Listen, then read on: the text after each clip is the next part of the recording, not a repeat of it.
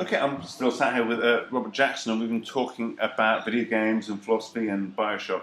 I'm only kind of half aware of things in the video game world, but one thing I've certainly spotted across my Twitter feed and various places is the recent controversy about GamerGate has become known, and there are lots of places you can find out the background. People want to know them, but I think given your interests and what you've got to say about game generally and things, what strikes you particularly about that whole controversy?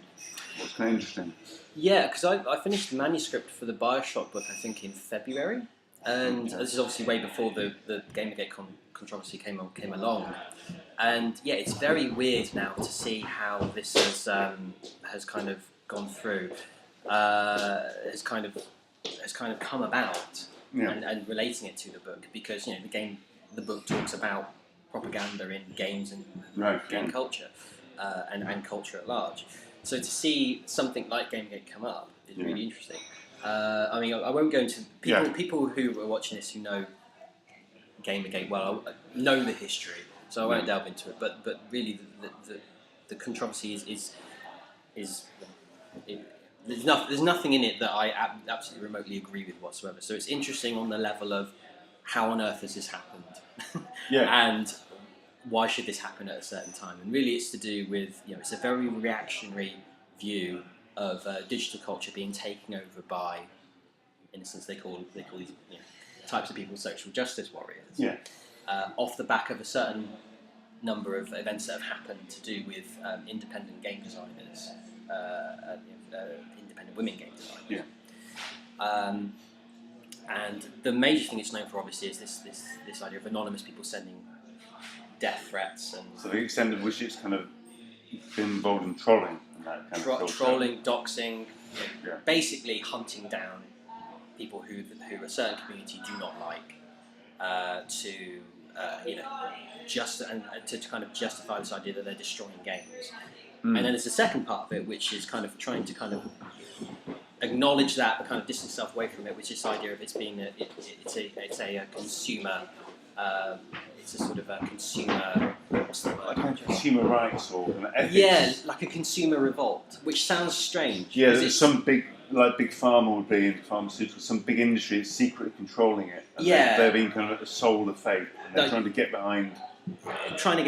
But also like this idea that gaming websites are being taken over by social justice warriors. Yeah. Well, even the words consumer revolt sounds bizarre, because it's kind of this idea of, well, you're not exploiting us in a way that we would particularly quite like. Yeah. Well, let's be exploited like this, thank you. Yeah. Could you exploit us in a way that's not so liberal? It's bizarre. It's like, why? Okay. The second point about that is this idea of the types of developers that they particularly do not like. Well, to start off with, that they think is a conspiracy to try and the biased conspiracy towards one game developer, one female game developer, or not, is that they gave out free games. Why on earth would there be a bias towards? Well, anyway, the thing is, what's interesting about the movement is that every point that someone has put forward a reasonable argument, this is where it ties into the book, is that whenever anyone's tried to put down a reasonable argument or a certain truth about what is actually happening, nothing seems to work. And the reason, and abuse still, and it's obviously dangerous because death threats are being launched, off the back of it. And it's a really weird situation because you have this community that are basically sort of anonymous, have no leader. Are sending through death threats. Some are sending through death threats to sort of really control the sort of situation that they don't particularly like. But generally, it's this consumer revolt thing. And the weird thing is from a point of view of my book in terms of looking at propaganda, that it kind of self-justifies itself in a way according to its own values. But the way that it uses technology to do that, there's this thing on there's this wonderful thing on social media that they screen capture certain things of tweets, and they'll have MS Paint red lines to kind of point out certain contradictions or something's happened in the industry. Or someone who claims you've been threatened isn't really, someone self-invented it. And it's the propaganda they create that is really interesting. And so the structure of that and the kind of the way that's kind of retweeted or replicated. Yes. It's kind of an architecture of its own, I guess. Yeah, exactly. It's, and this is where I was trying to get at with propaganda, is the idea. I mean, again, it's not a totalitarian thing that Western democracy likes to say. Well, it only happens there, and we're lucid and we're free and irrational. It's how a society it's how public opinion in society is structured. And when you read back through the literature of people who've studied propaganda, it is very closely aligned to how technology is propagated, or how technology works, or how technology closes off certain avenues, but also gives and also opens up others. It affords some things and constrains others. And what's really interesting about GamerGate is the way that the internet technology has been used and propagated in such a way to force things in a certain direction that you kind of have to look at and go, and you have to, obviously you don't have to agree with it, but you have to look at the techniques that have been used. And it's very much based, propaganda I think is very much closely aligned with technique. This again goes back to Jacques Ellul, how techniques are structured in such a way that they bring about a certain effective conclusion, and whether that conclusion is, because there's no such thing as ineffective propaganda. Yeah. Exactly. Whether that's whether that is using technology to dox someone and strip them all of all their home details and then force them, to say, we've got your details, you're going to have to, then they have to actually. It's a general, broad understanding of how things are propagated and how media are steered in a certain direction. Certainly, anyone who's paid attention, wherever they might kind of place themselves in terms of their analysis of GamerGate, they can certainly see there are very specific kinds of techniques, ways of dealing with claims by certain people, that people have seen others do and then replicate themselves. Yes. So you've seen the almost viral spread of ways of disposing of claims that people have been threatened. Yes. Say by making claims that they're attention-seeking behaviour, they generate themselves through sock puppet Twitter accounts and things like that. Yeah. But that claim that someone's doing this is a really good way for other people to get rid of other claims. So it those techniques become spread without people even necessarily noticing they're doing them. Yeah, exactly. And also calling your opponent's propaganda is in a sense a certain example of propaganda, because they're full of propaganda. They just basically turn around and say, well, all of these gaming companies are propagating a certain social justice truth. And it's like, fine, I don't mind that. Yeah, I'm happy for social justice. Some kind of truth. Rather it was a it's like for me a progressive version of propaganda is perfectly fine. Like I said in the previous video, it's like the left are terrible at propaganda. What's wrong with promoting so-called social justice? I don't care about truth. Truth is not good enough. But interesting, from GamerGate, they think they do have the truth in certain videos. No, the idea which what struck me about it, what it reminded me of, was things to do with conspiracy theory. Yes, having looked at quite a lot of kind of UFO religion, conspiracy theory stuff in the past. And they seem to have, there was a kind of mindset that somebody's hiding something from us, that we are particularly wise, haven't worked out, everyone else is like sheep. We're sheep rule, that kind of new age view of the world. Everybody else has been conned by this, but we know the truth underneath it, and we're not going to be fooled, and they're trying to shut us down, but we won't allow it. Actually, but that cast on people whose power isn't that great, like independent game companies, are not big international pharmaceutical organisations suppressing a research trial. No, exactly. It's not genuine conspiracy. But the technique is kind of notable. Yeah. For a kind of, it's recognisable if you spend some time thinking about that, I guess. No, but that's the thing. The myths that they propagate are effective to a certain large number of people. That they're doing, and it seems quite natural for them to be involved, and it's all the things of we don't hate women because we have women who support GamerGate, and and in a sense the truth does not matter here. And that's the kind of basis here. Is that you can't just fight them on truth.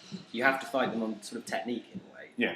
And that technique is about, as I said in the previous video again, about kind of harnessing narratives. Yes, and who's going to have the story that people find most compelling. Yeah, exactly. And want to be part of. Exactly, and arguably neoliberal narratives have dominated the issue for 30 years. And what's really interesting is that GamerGate don't necessarily dispute with that sort of thing. It's like the marketplace for them is perfectly fine. It's like, I'm a gamer, I've been fighting these things all my life, kind of rhetoric. And the rhetoric, and it comes. And the weird thing about this, that it has to be video games, is that there is a certain dominant force, a collection of theories that say that the way video games work and how they structure arguments. Ian Bogost is probably won't like me mentioning his name in context with Gamergate, but there's this body of work called procedural rhetoric, which is this, which Bogost had a term that he invented, which is this idea that video games work because they're model simulations that use procedures to in a sense offer arguments that are then played in the system. And the way that it works, and what's really interesting is that, but in actual fact, that's not necessarily down to video games. And he said this: it's not just a video game thing. It's like it's a design philosophy. But one of the things I came from in my book that I was analysing BioShock is actually, if you take that view, it's quite a sort of progressive view that he has. It's been dominant for a long time in video game studies. But if you take that view and put it into a darker territory of propaganda, then you get some interesting things. Like, I think Gamergate is one of those things. It's not a video game, but nonetheless, it's not a design philosophy in a sense. It's more of an understanding how culture is structured by techniques that the techniques and technology coming together exactly generate certain kinds of output. Exactly. And that's not necessarily down to video games, but certainly it's a much more sort of focus on how a public opinion is structured ecologically. And it has a very particularly, even Twitter, it has a kind of an ecological character based on the way those relationships can and can't operate. Because that was one of the things that I was talking to people about.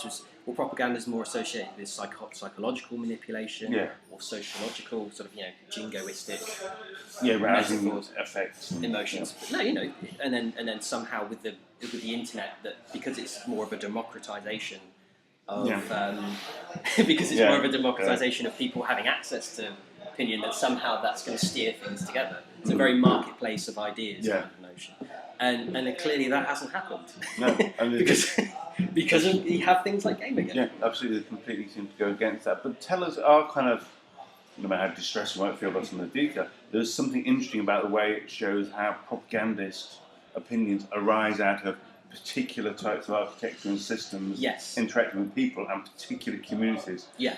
Makes you, it isn't a game, but actually that group, that demographic, and Twitter, and this issue are like to come out in certain kind of result, and only certain kind of results are possible. Yes, yeah. Different systems, different social media, you might have a different set, and so a different demographic and a different issue. Yeah. But they're understanding the detail of that is quite illustrative. Well, that's the thing. I think one of the things you could say is, what is it the people or is it the technology? And for me, it's not a binary either or. It's an ecological thing. It's how people and systems presuppose each other. It's how systems have certain affordances and constraints that they're less structured. Because I mean, certainly I've been on social media for quite a long time. I have a blog and been involved in certain arguments. And one of the things that social media and blogging are very good at doing is preventing listening. For example, you can't listen to people. You can't judge how a certain sentence is performatively uttered. No. And when that's extrapolated in a whole infrastructure. Then you have to kind of apply some sort of technique analysis. Yeah. And of course, technique analysis is to a certain level propagative of whoever has built the techniques. That's essentially the thing. It's like all of these things are going on with Gamergate, and to some extent, the technology is not really acknowledged in how it's played. People get so animated by the claims and outcomes of the final by the things, people, that they forget sometimes to look at actually what might, in the long run, after people have calmed down and things have moved on, wherever we're going to actually, when we look back at it, what might really interest us is, once you've dealt with, British fire ants or whatever, what's interesting is looking at the nest and thinking, the network. How did that come to be that was the outcome? How might that influence our analysis in future phenomena? Exactly, and that's only retroactive, right? Yeah, that's quite another part. People are deep in it at the moment. Yeah, raving. You don't know it, and you can't really look back with any sort of sense of importance until it's happened, and then you build back from it. You look backwards, and you see more of the traditional moments that people didn't even notice. And in the same way, you can't look at propaganda of the Great War and give it any analysis whilst you're in it. It's the same thing. That's what a lot of propaganda literature talk about. Actual fact, when you look at definitions of propaganda, it's mysteriously undefinable. It's bizarre. Is it a matter of controlling society? Well, yes, but But in what sense? Is it a totalitarian thing? No, because you go back through the history and go back through the Great War and how Hitler actually modelled his techniques after British techniques in the Great War. Okay, well, is it about information, certain structure of information? Well, yes, but so it becomes quite ethics difficult of to kind of get that down to a single you can't paragraph. Exactly. It kind of slips in a very deconstructionist way, actually. Yeah. I'm not a deconstructionist, but nonetheless, it's this thing of, well, in a sense, it's like propaganda is sort of understanding how information, not just how information is in a sense deceptive in a sort of way, but not in a. There's different variations of that. You can't quite, And one of the things I talk about in the book is this idea of the reality of propaganda, which sounds bizarre because propaganda is typically known as recovering reality. Right? For me, I think reality is inherently technological techniques, full of techniques that are effective, and that they undeniably do force things in a certain direction, even if you don't necessarily. All the best propaganda have been from people who aren't trying to do propaganda. Who think like Google. Google are brilliant. They genuinely don't think they're doing propaganda. They're just a faintly benign force making the world better and easier for why everybody. wouldn't you want to do it? And then think, oh look, we've all completely internalised a way of viewing the world. Exactly. A way of viewing the internet or whatever it might be. And even their motto for years was "Don't be evil." That's right. They've had to give that up because they know it's like, okay. Yeah. Don't be evil. Fair enough. Yeah. Thank you. No worries. That's really interesting.